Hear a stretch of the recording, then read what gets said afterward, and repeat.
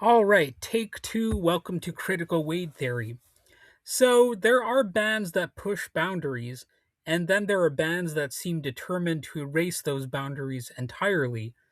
And today I'm talking about Throbbing Gristle, a group so confrontational, strange, and influential that they effectively created an entirely new genre called industrial music. But to understand Throbbing Gristle, you have to understand that they weren't trying to entertain people in the traditional sense. They were, by all appearances, trying to disturb them. So, Throbbing Gristle formed in the mid 1970s in the UK. The core lineup was Genesis P. Kosi Fanny Tutti, Chris Carter, and Peter Sleazy Christopherson. And before they were a band, they were part of an avant garde performance art collective called COUM Transmissions, or maybe it's pronounced Coom Transmissions. I'm not sure. I've never heard that actually pronounced out loud. But anyway, they already had a reputation for provocative, boundary pushing art. Their exhibitions explored sex, violence, media manipulation, and social taboos in ways that outraged critics and fascinated underground audiences. At one point, British politicians and tabloids branded them records of civilization. You know, like a wrecking ball, they're records of civilization. And honestly, that only strengthened their mythology. The name Throbbing Gristle itself came from Yorkshire slang for, you guessed it, a boner. Yes, or an erection if you want to be more scientific about it. But even the band's name was designed to provoke discomfort, and that discomfort became the point. Basically, their music sounded unlike almost anything else at the time. And this was the late 1970s. Punk rock was exploding, disco was everywhere, and progressive rock still lingered in the background. Of course, you also had country rock and stuff like that. You had other types of underground music as well, but Throbbing Gristle were influential enough over time that they really helped create something that was pretty large. And when it came to their sound, it was a lot of distorted electronics, use of tape loops, harsh noise, machine like repetition, unsettling spoken word passages, songs that felt less like songs and more like transmissions from a collapsing industrial society. Instead of melody, they focused on atmosphere. Instead of catharsis, they actually created tension that wasn't there in the first place. That they would build up and not really properly release. It was just, you know, sort of a messy sound, and that was by intent of design. I would compare it to finger painting, and some listeners heard groundbreaking experimentation, and others heard pure nihilism. Throbbing Gristle embraced both of those reactions. In fact, they often treated confrontation as part of the artwork itself. Their live performances became infamous for this. Audiences were hit with abrasive sounds, disturbing imagery, disorienting projections, and an overall sense that the band was testing how much discomfort a crowd could tolerate before walking out. So this wasn't performance as entertainment, it was performance as psychological pressure. And there was an element of, social experimentation going on. Like, how much could they challenge norms before, normal people would not be able to tolerate them? And one of the most important things they did was create their own label called Industrial Records.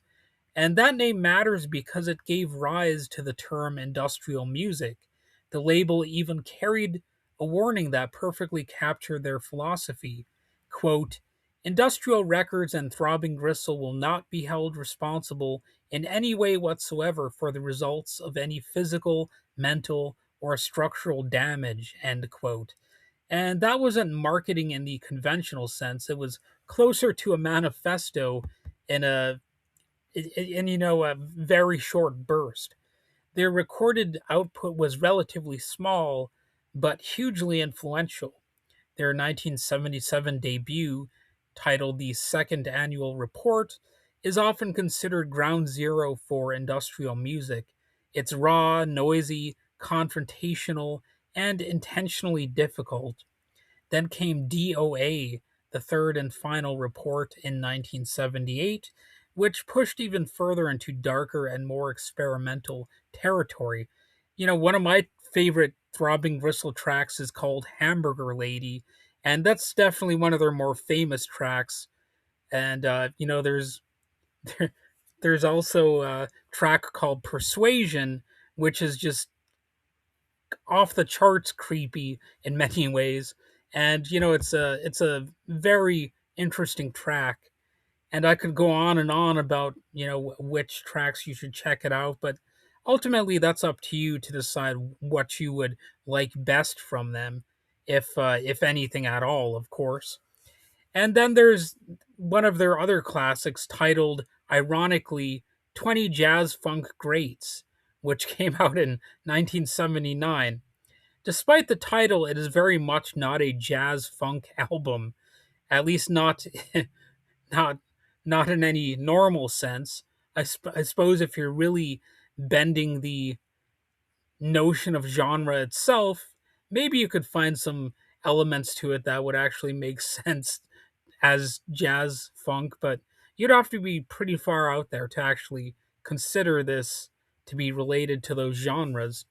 The record is probably their most approachable release, however, but even there, something feels deeply off.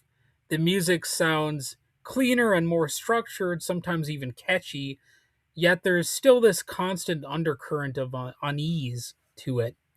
And the famous album cover captures that contradiction perfectly. The band is smiling casually in a sunny landscape, and viewers they might think it's like a pleasant album in a lot of different ways, but it was actually the photo was actually taken near a notorious spot in England where people apparently would frequently off themselves. It's sort of like a certain forest in Japan that has such a reputation.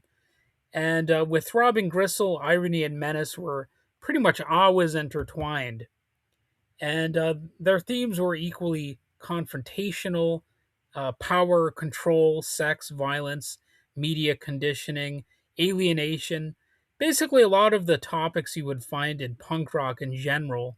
Although this is the type of band that kind of threw the rule book out even more than a lot of punk bands did, because when it comes to a lot of punk music, you kind of know what to expect. I mean, you expect the loud guitars. Usually, it's going to be like faster pace, and kind of a more conventional song structure. But these songs just felt almost like entities. They're almost like creatures that exist in the wild or something like that, and you just stumble upon them almost.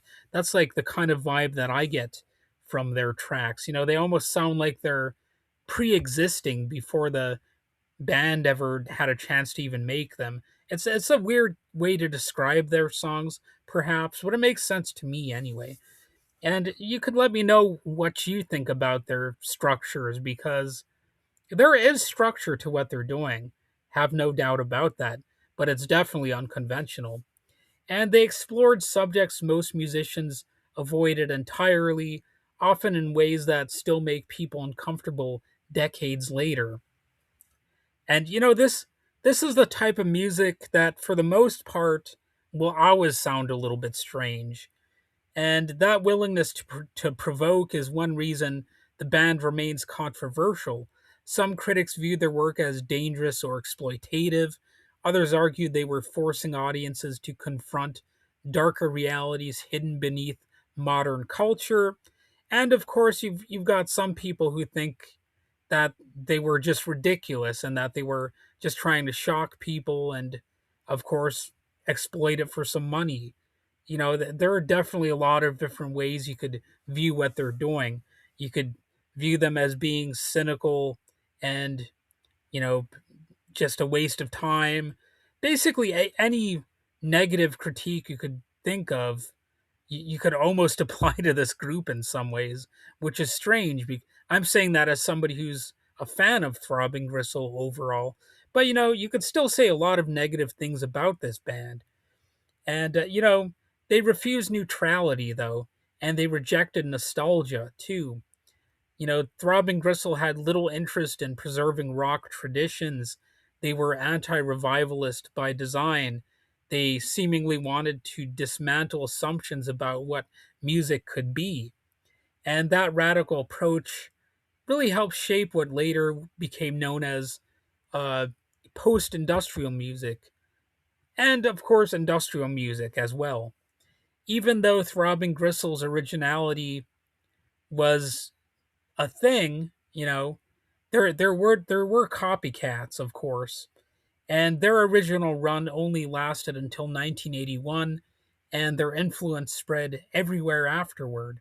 You can hear traces of their work in bands like Nine Inch Nails, Ministry, and Skinny Puppy. Although, interestingly enough, Trent Reznor of Nine Inch Nails seemingly kind of distanced himself from Throbbing Gristle. He suggested that he has very little to do with industrial as a genre and all that.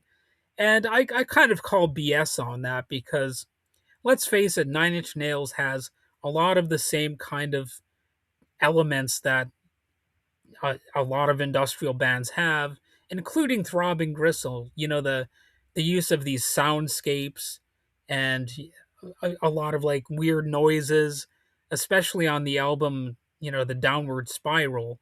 That seems like it could have heavily been influenced by Throbbing Gristle, to be honest.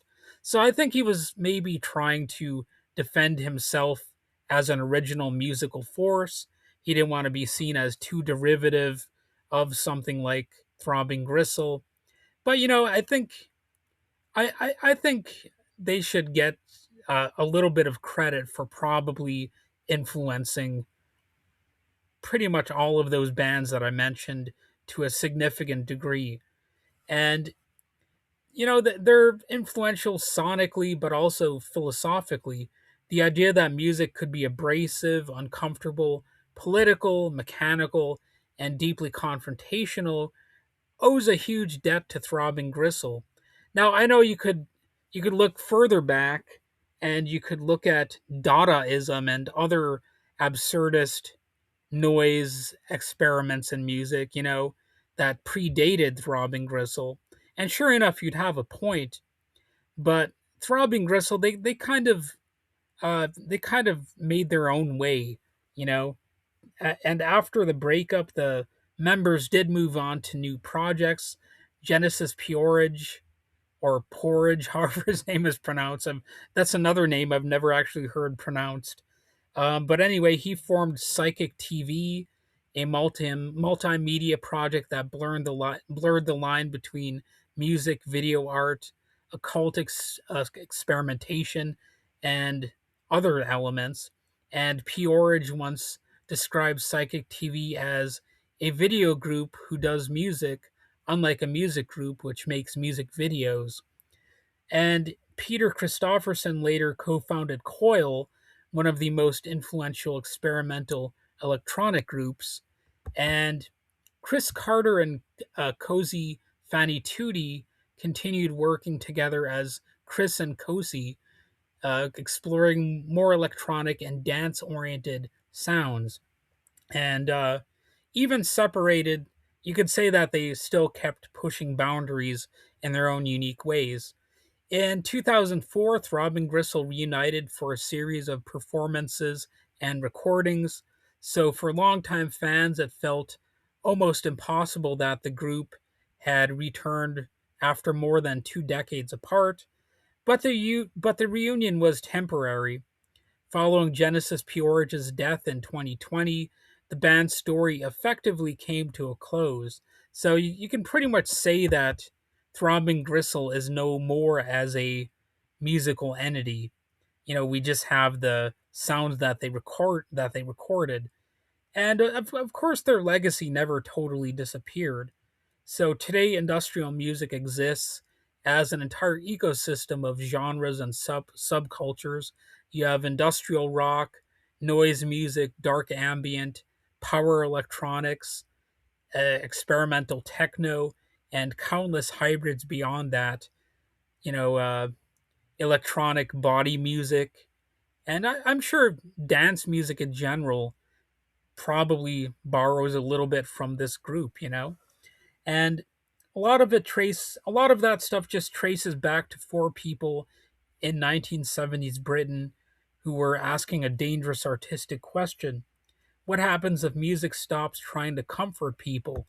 And of course, like I suggested, there were people before them who asked similar questions, like Black Sabbath and the Stooges, Iggy Pop, and various others. But they kind of pushed it in a different direction.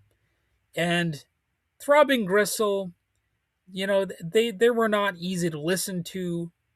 Not everyone agreed with them, and that's because they treated sound itself as a confrontation and a way to disrupt things, and art capable of exposing the anxieties hidden underneath modern life.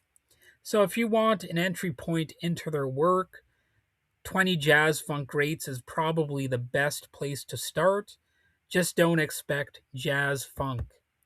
So, all right, that's about it for this episode. I hope you enjoyed it. Um, you know, I was kind of improvising on a few points here and there, so maybe I said something dumb along the way. Go ahead and confront me about that. If I got any details incorrect, if my research is wrong, or if I, said something that's in need of clarification, go ahead and let me know. Of course, feel free to like and subscribe, leave a review or a comment, and share with someone who likes music that challenges expectations.